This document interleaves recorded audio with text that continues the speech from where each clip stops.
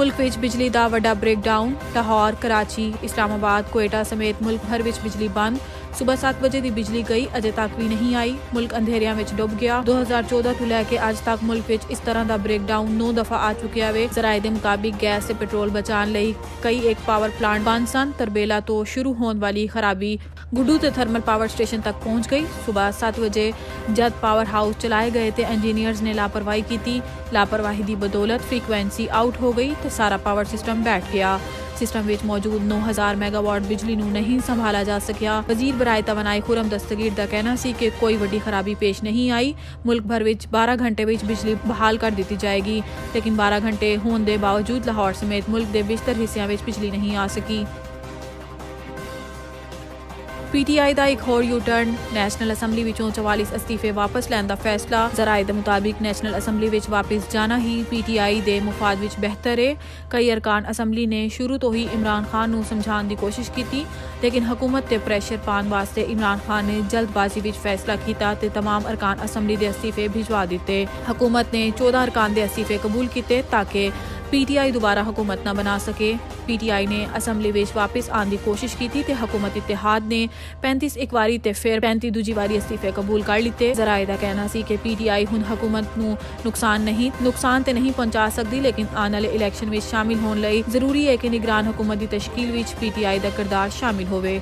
ਨਿਗਰਾਨ ਹਕੂਮਤ ਦੀ ਮੁਸ਼ਾਵਰਤੀ ਕਮੇਟੀ ਦਾ ਹਿੱਸਾ ਬਣਨ ਵਾਸਤੇ ਸੀਟ ਲੈਣਾ ਇੰਤਹਾਈ ਜ਼ਰੂਰੀ ਹੈ।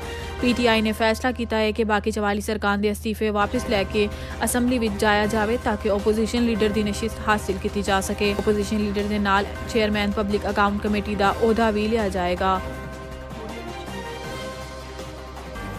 ਮੋਹਸਿਨ ਨਕवी ਦੇ ਨਿਗਰਾਨ ਵਜ਼ੀਰ ਆਜ਼ਮ ਬਣਨ ਤੇ ਇਮਰਾਨ ਖਾਨ ਦਾ ਬਿਆਨ ਸਾਹਮਣੇ ਆ ਗਿਆ।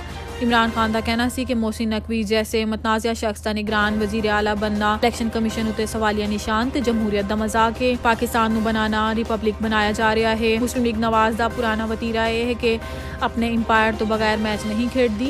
इमरान खान का मजीद कहना सी कि सुप्रीम कोर्ट के फैसले के मुताबिक नैब नाल पहली बारगेन करन वाला शख्स कोई सरकारी अहुदा नहीं रख सकदा। असीं दोबारा अदालत दा दरवाजा खटकावांगे कि नैब नाल पहली बारगेन करन वाला निगरान वज़ीर आला किस तरह बन सकदा है।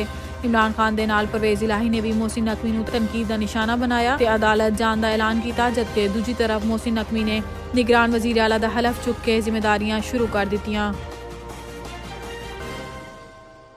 साबिक सदर आसिफ अली जरदारी ने मोहसिन नकवी दा निगरान वज़ीर आला बनन दा खैर मकदम कीता। आसिफ अली जरदारी दा कहना सी कि मोहसिन नकवी एक सेल्फ मेड सहाफ़ी है जिसका सारी सियासी पार्टियां नाल अच्छा ताल्लुक है। जरदारी साहब दा मजीद कहना सी कि अगर माजी विच अहमद हकानी, आरिफ निज़ामी ते नजम सेठी निगरान हुकूमतां दा हिस्सा बन सकदे ने ते मोहसिन नकवी क्यों नहीं। मोहसिन नकवी बेहतरीन इंतखाब है।